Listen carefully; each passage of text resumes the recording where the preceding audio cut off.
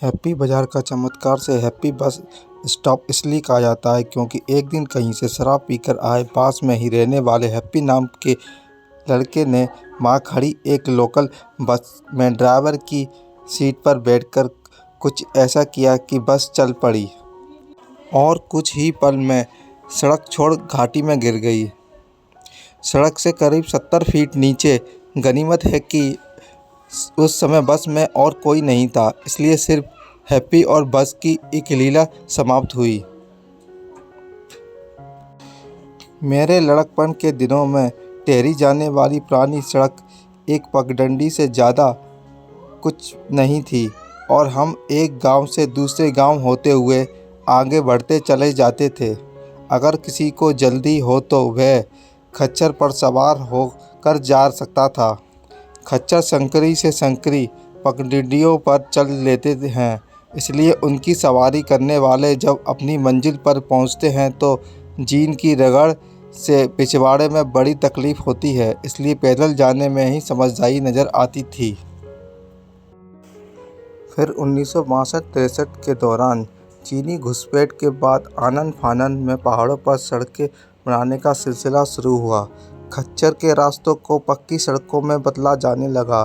लैंडोर की सीमा से बाहर निकलते ही एक बस स्टॉप बनाया गया और 1970 में वहां से चंबा और उससे आगे के लिए बस मिलने लगी पैदल। और जहां बस स्टॉप होता है वहां आपको एक चाय की टपरी मिल जाएगी और अगर वह चल पड़ी तो पास ही एक और चाय की टपरी बन जाती है।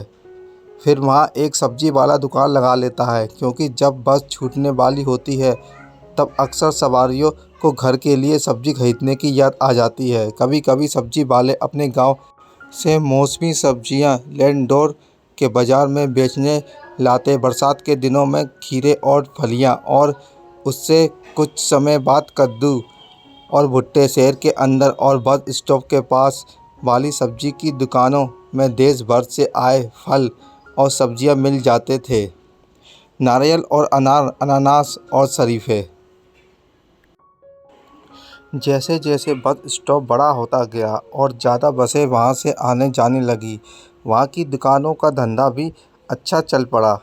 एक चाय की दुकान पर पकौड़े अच्छे बनते थे और दूसरी पर समोसे, इसलिए आपसी होड़ के बावजूद उनके रिश्ते मधुर बने रहे।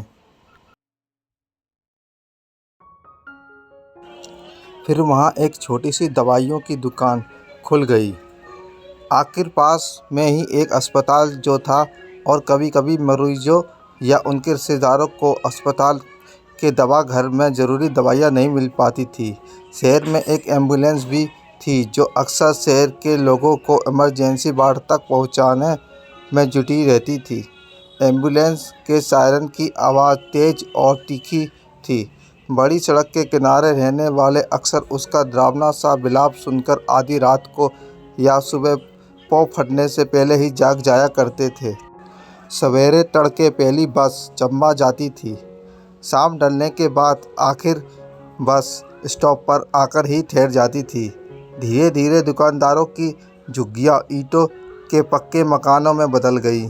सड़क के किनारे एक दूसरे को थामे अपनी अपनी जगह जमी इन दुकानों का समूह देखने में ऐसा लगता था जैसे पोटाला पैलेस को उल्टा कर दिया गया हो।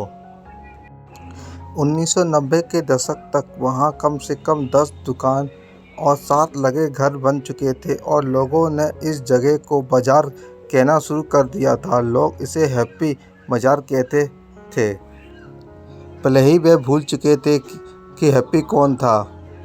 और आज तो हैप्पी बाज़ार में एक शराब की दुकान भी खुल गई थी, ताकि बस ड्राइवर, सवारियां, दुकानदार, अस्पताल के मरीज, उनके रिश्तेदार, हैप्पी बाज़ार की सड़कों पर चहलकदमी के लिए निकलने वाला कोई भी शख्स अपने होठ तर कर सके।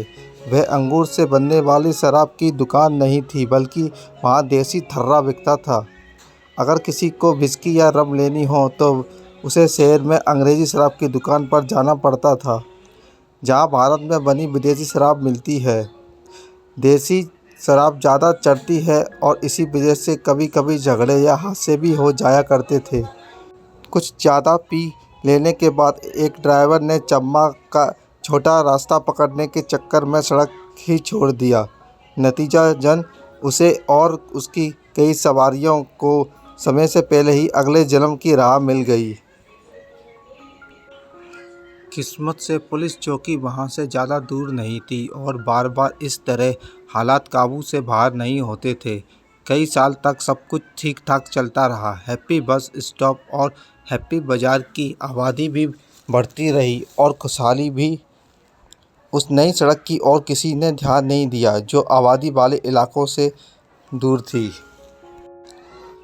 बाहर से पहाड़ों की ओर जाने के लिए बन रही थी।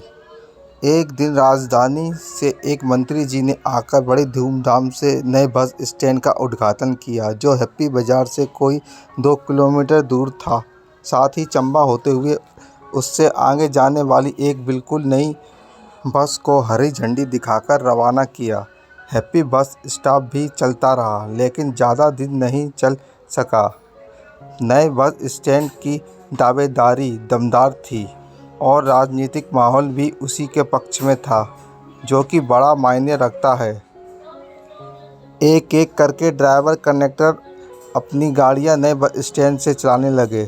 छोटे से बाजार से खरीदारी करने वाले की संख्या में गिरावट साफ नज़र आने लगी। सब्जियां और फलों के ढेर अब ज़्यादा समय तक वैसे ही बने रहते थे और सब्जी वालों को अपना माल ताज़ा बनाए रखने के लिए उन पर सारे दिन ठंडे बस पानी के छींटे मारने पड़ते थे। चाय की एक दुकान बंद हो गई और उसके मालिक ने नए बस अड्डे पर एक दुकान किराए पर ले ली। चाय की जो दुकान बची थी मैं उसी पर जाता रहा क्योंकि मुझे समोसे के बजाय पकौड़े ज़्यादा पसंद थे और फिर मेरा घर भी वहाँ से नज़दीक था। दुकान पर मैं अकेला ग्राहक दुकानदार की तन्हाई दूर कर रहा था कि तभी हम बतियाने लगे। चलो कम से कम खच्चर तो फिर से आने लगे हैं, मेलाराम ने अचानक कहा। वैसे आशावादी तो वे हमेशा से हैं, ये रास्ता तो पहले से ही उन्हीं का था।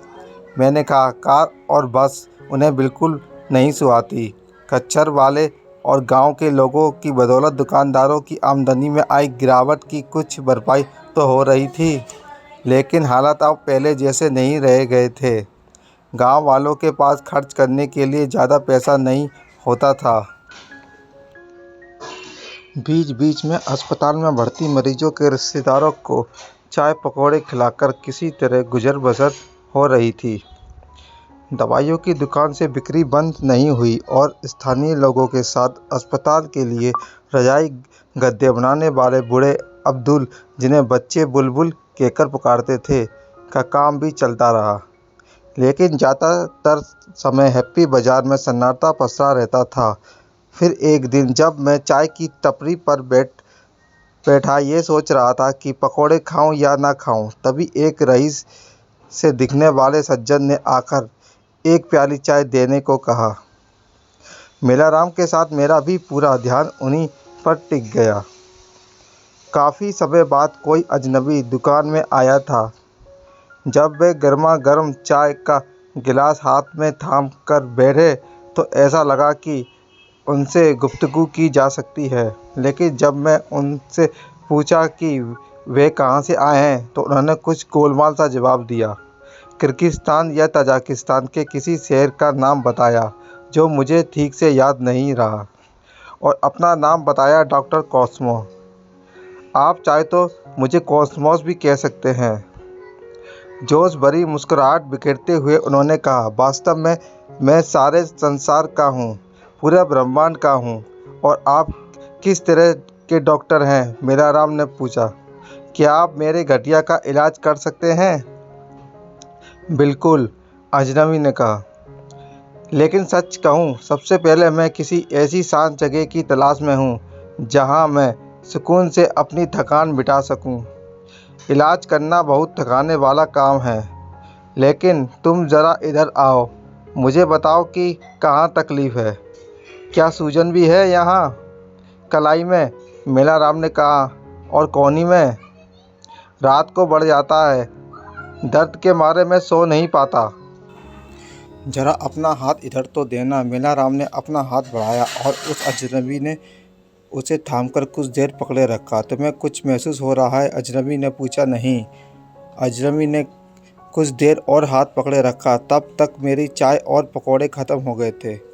कुछ सनसनाहट सी हो रही है, मेलाराम ने कहा। यह हुई ना बात। मेरे शरीर से ऊर्जा तुम्हारे शरीर में जा रही है। इसे कॉस्मोस एनर्जी यानी ब्रह्मांडीय ऊर्जा कहते हैं। ये सूरज से आती है। मैं इसे सोख लेता हूँ और अब तुम्हें दे रहा हूँ। आज रात तुम्हें अच्छी नींद आएगी, दर्द भी नहीं होगा। अब बताओ कि मुझे तैरने के लिए जगह कहाँ मिलेगी? यहाँ मुझे अच्छा लग रहा है। लगता है यहाँ आराम मिल सकेगा और शांति भी। यहाँ शांति इसलिए है क्योंकि ज़्यादातर लोग यहाँ से चले गए हैं, मेलाराम ने कहा। पहले यह एक ऐसा बस स्टॉप था जहाँ खूब हलचल रहती थी, लेकिन फिर बस स्टॉप को यहाँ से हटाकर शहर के नज़दीक बना दिया गया और इसी के साथ हमारा काम धंधा भी चला गया। यहाँ कोई होटल नहीं है, लेकिन दुकान के पीछे मेरे पास एक खाली कमरा है। पहले उसे एक दर्जी ने ले रखा था, वह भी यहाँ से चला गया। बहुत ही मामूली कमरा है, शायद आपको लिहाज से कुछ ज़्यादा ही मामूली है। जितना मामूली उतना अच्छा, डॉक्टर कॉस्मो ने कहा। एक ठीक ठाक पलंग है, साफ़ सुथरा गुसलखाना और नाश्ता हो सके तो इनके पराठे बहुत अच्छे होते हैं, मैंने चट से बोला। फिर चलो मेरे दोस्त, आरामगाह का रास्ता दिखाओ ना। और अगले ही दिन वे डॉक्टर जिसे कष्ट दूर करने वाला कहना बेहतर होगा वहाँ रहने आ गया। साथ में बस थोड़ा सा सांसारिक सामान, बल्कि ज़रूरी चीज़ें लेकर, लेकिन दवाइयाँ बिल्कुल भी नहीं, और ना ही कोई ऐसी चीज़ जिससे उसके डॉक्टर होने का पता चले। लेकिन उसे खुद को डॉक्टर कहलवाना पसंद था। हर किसी ने उसे डॉक्टर कॉस्मोस के तौर पर ही जाना। मेलाराम का घटिया का दर्द रातों रात गायब हो गया और उसने अपने दोस्तों और पड़ोसियों को अपने किराएदार की इलाज करने की काबिलियत के बारे में बताने में बिल्कुल समय नहीं लगाया। और इसके बाद पुराने रोगों से परेशान लोगों ने इलाज की उम्मीद में चाय की दुकान पर आना शुरू कर दिया। डॉक्टर कॉस्मोस हर आने वाले को वे मरीज के सिर पर, सीने, पीठ या पैर या जहां कहीं मरीज को दर्द और कमजोरी का एहसास होता वहाँ अपने हाथ रखते और तकलीफ से जूझते मरीज से हौसला बढ़ाने वाले दो बोल बोलते, फिर वापस भेज देते। जल्द ही लोग मानने लगे कि उनके इलाज से राहत मिलती है। कुछ ने ठीक होने का दावा भी किया। चलने फिरने से मोहताज लोग सीधे होकर जोशीले अंदाज में चलने लगे। बुजुर्ग महिलाएं व्हील चेयर छोड़ खड़ी चढ़ाई पैदल चढ़ने लगीं। चमत्कारी इलाज की चर्चा हिल स्टेशन के बाहर तक होने लगी और जल्दी ही बीमार और हताश दूर दूर से इलाज की उम्मीद में हैप्पी बाजार आने लगे। डॉक्टर कॉस्मोस ने दैवीय शक्ति से इलाज या चमत्कार करने का दावा नहीं किया। इलाज का धार्मिक आस्था से कोई लेना देना नहीं। वे कहते हैं इनका इलाज पूरी तरह ब्रह्मांड की ऊर्जा पर आधारित है। ये ऊर्जा उनके अंदर से होते हुए मरीजों के अंदर में पहुंचती और देखते ही देखते उन्हें दर्द, तकलीफ और बीमारी से छुटकारा मिल जाता। आप खुद भी कर के देख सकते हैं। वे कहते हैं मैंने कोशिश की पर नाकाम रहा। मैंने एक वृद्धा के दांत का दर्द दूर करने के लिए उसके गाल पर हाथ रखा, पर उसने मुझे निर्लज्ज और ढोंगी कहते हुए मेरा हाथ झटककर हटा दिया। लेकिन कभी किसी ने डॉक्टर कॉस्मोस पर धोखाधड़ी का इल्ज़ाम नहीं लगाया। ना हर कोई ठीक होता था और ना ही हर किसी को उनके इलाज से राहत ही मिलती थी। लेकिन काफ़ी लोगों को उनकी ब्रह्म ऊर्जा से फ़ायदा ज़रूर होता था। इसलिए इतने लोग उनके पास आते थे। जल्द ही उन्हें कामकाज संभालने के लिए 2 लोगों और एक बड़े कमरे की ज़रूरत पड़ी। इनका इंतज़ाम किया बाज़ार वालों ने। बाज़ार वालों ने ही उन्हें अपने मरीजों से दूर रुपए लेने को राज़ी कर लिया, जिससे रहने खाने का खर्च निकल सके। इस बीच दूसरे शहरों से आने वाले मरीजों के ठहरने के लिए एक गेस्ट हाउस खुल गया। वह उसी जगह बना जहाँ पहले बस स्टॉप था। आप आसपास के होटल और ठहरने के दूसरे ठिकाने सैलानियों के आने का मौसम ना होने पर भी भरे रहते। अमीर मरीज कारों से आते और कैंसर, डायबिटीज, पुरानी चोट और दूसरे पुराने रोगों के इलाज पर बड़ी रकम खर्च करने को तैयार रहते। डॉक्टर कॉस्मोस उनका इलाज तो करते पर कोई फीस नहीं लेते। दूर फिर चिकित्सा जगत से जुड़े कुछ लोगों ने उन्हें दिल्ली आकर अपनी इलाज करने की शक्ति का प्रदर्शन करने और ब्रह्म ऊर्जा का व्याख्यान देने के लिए राज़ी कर लिया। डॉक्टर कॉस्मोस ने दिल्ली के कई दौरे किए, लेकिन जब जब वे दिल्ली से लौटकर आते तो कुछ दुबले पतले और कमज़ोर लगते, काफ़ी कुछ अपने मरीजों की तरह। जाहिर है राजधानी की आबोहवा उन्हें रास नहीं आती थी। वे पहाड़ों की ताजगी भरी साफ हवा के आदी हो चुके थे। यहाँ ऊपर पहाड़ पर ब्रह्म ऊर्जा बिना किसी रोक रुकावट के बहती है। वे कहते, तो यही ऊपर रहिए ना। मेलाराम कहता, वैसे भी आप सारी दिल्ली को उनके कष्टों से छुटकारा नहीं दिला सकते। मैं खुद भी वहाँ नहीं जाता। राजधानी तो किसी और जगह बनाई जानी चाहिए। बहुत पहले किसी ने ऐसा करने की कोशिश की थी। मैंने कहा, तब दौलताबाद को राजधानी बनाया गया था, लेकिन बात नहीं बनी। मुझे लगता है कि वहाँ उन्हें अपनी प्रिय यमुना की कमी अखरती होगी। इस तरह डॉक्टर कॉस्मोस का दिल्ली आना जाना लगा रहता है। हालांकि उनकी शोहरत में बढ़ोतरी हुई, लेकिन उनकी खुद की सेहत इतनी गिर गई कि मुझे लगने लगा कि मैं उनसे कह दूं, पहले खुद का इलाज करा लो डॉक्टर। जब मैंने सुना कि उन्हें किसी अज्ञात और अस्पष्ट स्वास्थ्य समस्या के चलते राजधानी के सबसे अच्छे अस्पताल में से एक में भर्ती कराया गया है, तो मैं मेलाराम के साथ उन्हें देखने गया। अस्पताल के बिस्तर पर पड़े वे ऐसे सूखे सिकुड़े नज़र आ रहे थे जैसे उनके अंदर से जीवन का सारा रस निचुड़ चुका हो। वे हमारे अपने जाने पहचाने डॉक्टर कॉस्मोस तो कहीं से नहीं लग रहे थे। उन्हें बड़ी मुश्किल से पहचाना। उनके गाल गड्ढे में धंस चुके थे और मुंह से कई दांत नदारद थे, बाहर उड़ गए थे। लेकिन उन्होंने हमें पहचान लिया और धीरे से हाथ उठाकर हिलाया। क्या हुआ आपको? मैंने पूछा। उन्होंने सिर हिलाया, फिर बुदबुदाया, खुद पर कुछ ज़्यादा ही ले लिया। अब दुनिया की सारी बीमारियां मुझे है। एक तरह से ये बहुत अच्छा है। उन्हें पड़ने वाले दौरे और चढ़ने वाले बुखार मैंने सोख लिए और बदले में उन्हें दी है ऊर्जा, ब्रह्म ऊर्जा। मैंने कहा, आपको कुछ अपने लिए भी रखना चाहिए। उन्होंने सिर हिलाकर हामी भरी। पहाड़ पर लौटते ही मैं अपनी खोई ताकत वापस हासिल कर लूँगा। लेकिन वे पहाड़ पर लौटे नहीं। मुझे और मेलाराम को उनके बिना लौटना पड़ा। वे कुछ ज़्यादा ही दूर निकल गए। हफ्ते भर बाद हमें पता चला कि वे ब्रह्मांड में विलीन हो गए। उनके कुछ रिश्तेदार आए और उन्हें दिल्ली के कब्रिस्तान के कोने में दफना गए। उस जगह पहचान के लिए कोई एक लहद यानी कब्र के सिरहाने लगने वाली शिला नहीं लगाई गई। पृथ्वी लोक में उन्होंने जो कुछ समय बिताया उनकी कोई निशानी नहीं रही। उनकी मौत की वजह नहीं बताई गई, लेकिन उनके खून में स्ट्रोंशियम धातु के अंश मिलने का जिक्र उनकी मेडिकल रिपोर्ट में था। उनके शरीर में इस धात्विक तत्व ने कैसे प्रवेश किया? क्या इनका संबंध उस ब्रह्म ऊर्जा से था जो वे अपने मरीजों को देते थे? ये हमें कभी पता नहीं चल पाया। कुछ रहस्य हमेशा रहस्य बने रहते हैं। लोगों ने सोचा कि डॉक्टर कॉस्मोस के चले जाने से सैलानियों के बीच हैप्पी बाज़ार की लोकप्रियता पर असर पड़ेगा, लेकिन ऐसा नहीं हुआ। उनके बारे में जानने और उत्सुकता लोगों का आना जारी रहा। कई तो उस मामूली से कमरे को देखने और को ताबले रहते, जिसमें डॉक्टर शुरुआत में अपने मरीजों को देखते और उन्हें ब्रह्म ऊर्जा से भरकर वापस उनके घर भेज देते थे। कुछ लोगों को लगता था कि उनकी मेज, कुर्सी या पलंग को छूने से उन्हें तमाम बीमारियों से छुटकारा मिल जाएगा, और शायद उनके साथ ऐसा होता भी था, क्योंकि विचार आश्चर्यजनक चीज़ है और दिमाग भौतिक जगत से बड़ी शय है।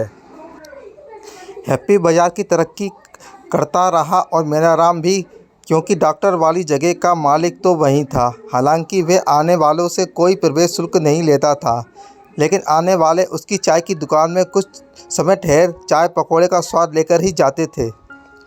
उससे बेहतर पकौड़े कोई नहीं बनाता था। मेरी मौजूदगी में एक स्थानीय गाइड सैलानी के एक दल को लेकर दुकान पर आया और हैप्पी बाज़ार का इतिहास समझाने लगा।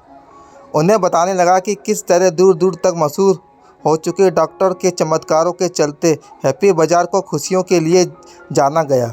मैंने उसकी बात काटकर सैलानी को बताना चाहा कि बाज़ार का यह नाम हैप्पी नाम के उस शरारती किशोर के कारण पड़ा जो बस चलाकर खाई में गिरा दी थी, लेकिन मेरी सुनने वाला कोई नहीं था।